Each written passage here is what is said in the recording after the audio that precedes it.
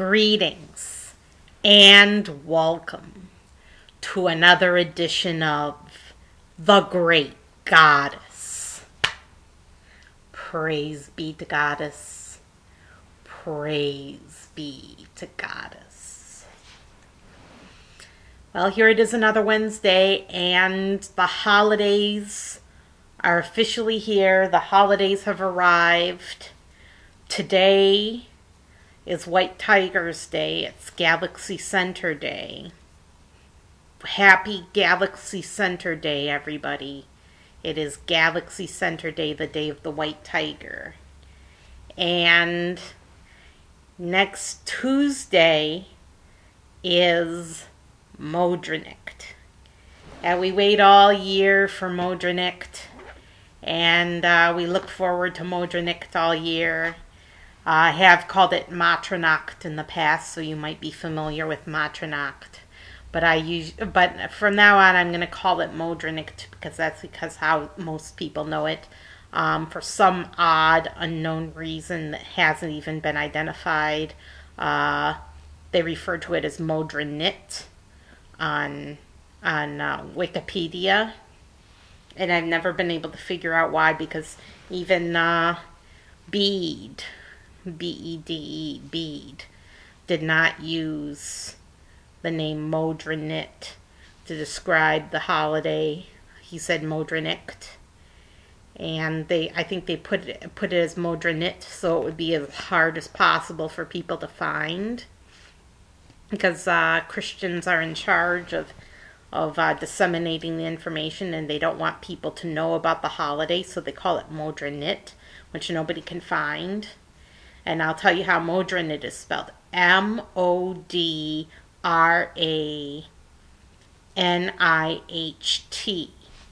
Who spells it that way, Modranicht? Who would even think of that?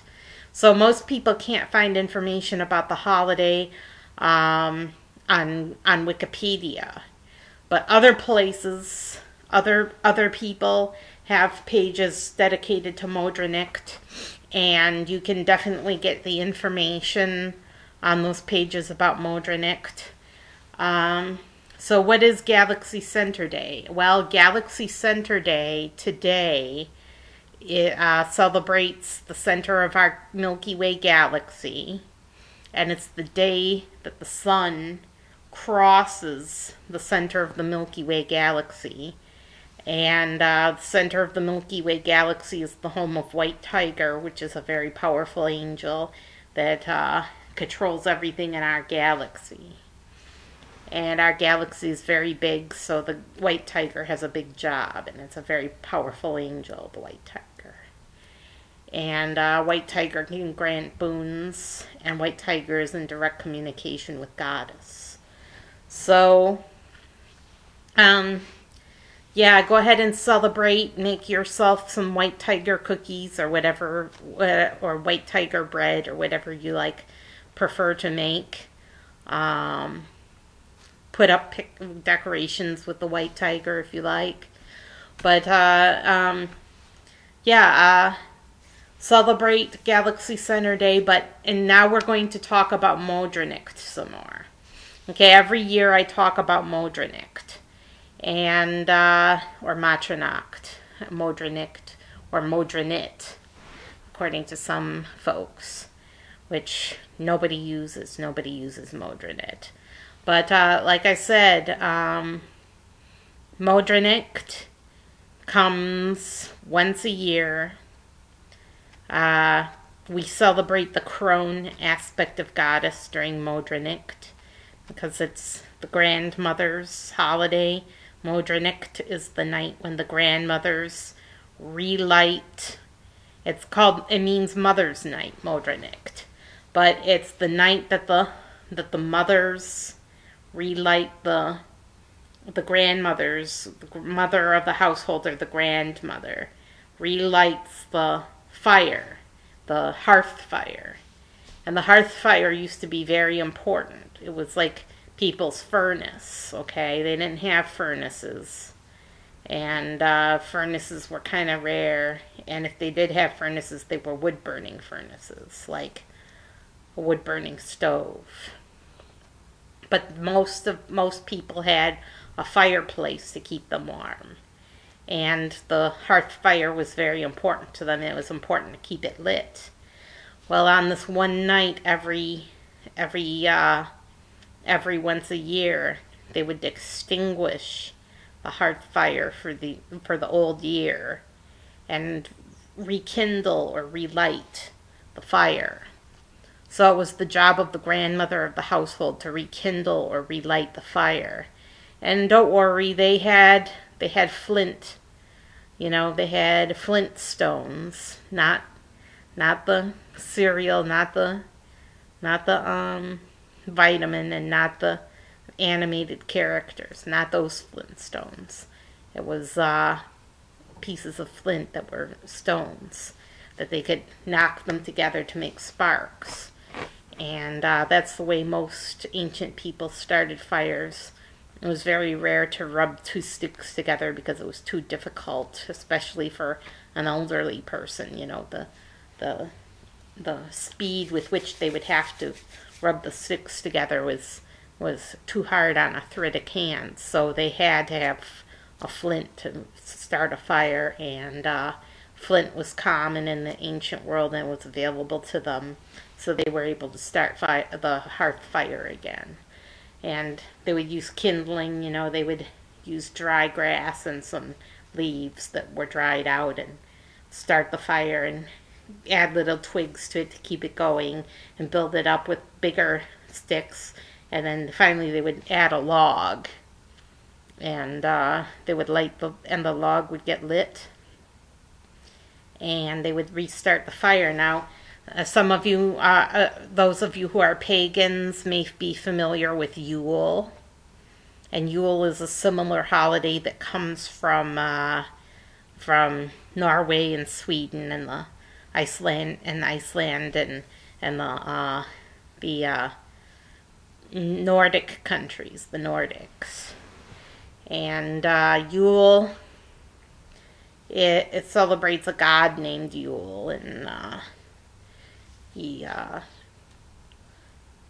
the Yule log was lit for him in his honor. And I can't remember which god it is, Woden or Thor. I don't know, but that they would relight the Yule log each year for him, and they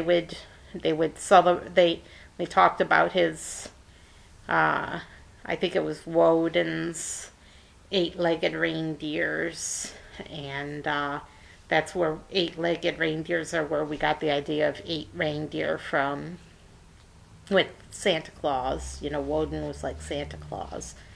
And they borrowed some of these Nordic ideas for Santa Claus. But, as you know, it falls on December 24th, Modranicht. It's the same night. It's the same night as Christmas Eve. And as you know, Christmas Eve was an attempt to cover up the pagan holidays. They were trying to cover for Yule and cover for Sol Invictus and cover for Modranicht. They were trying to cover up this New Year holiday. It was the New Year, okay? December 25th was the New Year in the ancient world. And the way they worked it, the way they went by, was the sun's forward progress. The sun would rise up a little bit higher above the horizon on December 25th, and their lowest point was a winter solstice, when it would be December 21st, when it would be the lowest point. I would stay at the lowest point for 3 days as far as people's perceptions went. They couldn't perceive it rising any higher for about 3 days. So it was like the sun was dead, and they would mourn the dead sun, but then they would celebrate. They would celebrate the return of the sun regenerating itself and returning to health and coming back to life, and the new life that the new year represented, despite the cold weather. So they would celebrate the sun's victory over darkness. And then it was a celebration of the sun's victory over darkness. That was Sol Invictus. Modranicht was it was a solar holiday as well. It celebrated the return of the sun by rekindling the fires, because the fires, like the sun, it gives off light. It's bright, it gives off light, it gives off warmth like the sun. So, and Yule is a similar concept. Relighting the hearth fire, or having a Yule log for the holiday during the coldest part of the year when hearth fire was very essential to survival. They would have a special Yule log. And it's a holiday that is sun-centered, and people should be aware that it's sun-centered. But I think it's really nice that the grandmother of was the center of the holiday in Britain and the British Isles. Grandmother was the center of the holiday, and it celebrated the crone, because the grandmother is the crone. So it was Mother's Night. So it celebrates the mother aspect and the grandmotherly aspect of the crone. So we celebrate the crone on Mother's Night, which is Modranicht, and we celebrate the turning of the seasons too. We observe the turning of the seasons and acknowledge that the sun is bringing new life to our planet, and that the new year has begun. It's just a few days away off from the Roman calendar. The way the Roman calendar is set up, the new year, January 1st is approximately 6 days after the end of Sol Invictus. So Sol Invictus was a Roman holiday. So the Romans, their calendar, January 1st coincided with the end of the Sol Invictus holiday. That was the beginning of the new year. It was the end of Sol Invictus. And they were celebrating the change of the seasons, the turning of the seasons. And so go ahead and celebrate with your family. Celebrate Modranicht. Celebrate the crone aspect of Goddess. And celebrate the crones in your life. If there's any crones in your life, if there's elderly people or older people, celebrate them. And they get put on a pedestal during this holiday. They're at the center of this holiday, and it's traditional for the grandmother of the household to leave a gift for her grandchildren, and the grandchildren should be appropriately grateful for their gifts and thank their grandmothers for the gifts. And if there's no grandmother around, grandfathers are fine. They can thank grandfather for their gift. And celebrate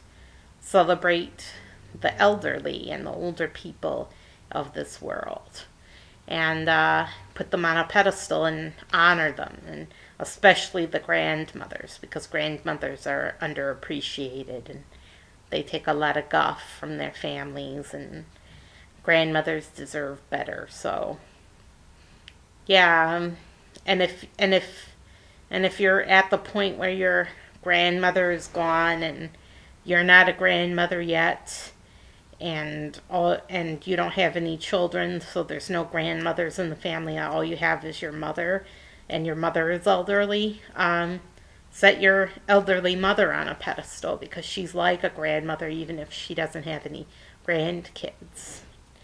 She's still a grandmother in spirit. So elderly mothers count too. And, you know, um, give exchange gifts for Modranicht, because gifts are traditional on Modranicht. Do something nice for the elderly, and celebrate the crone.